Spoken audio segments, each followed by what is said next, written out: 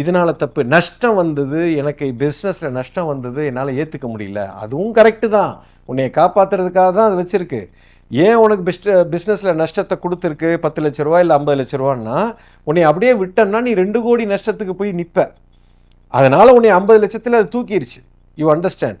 So எது நடந்தாலும் அது உங்களுடைய விடுதலைக்காக மட்டுமே நடக்கிறது.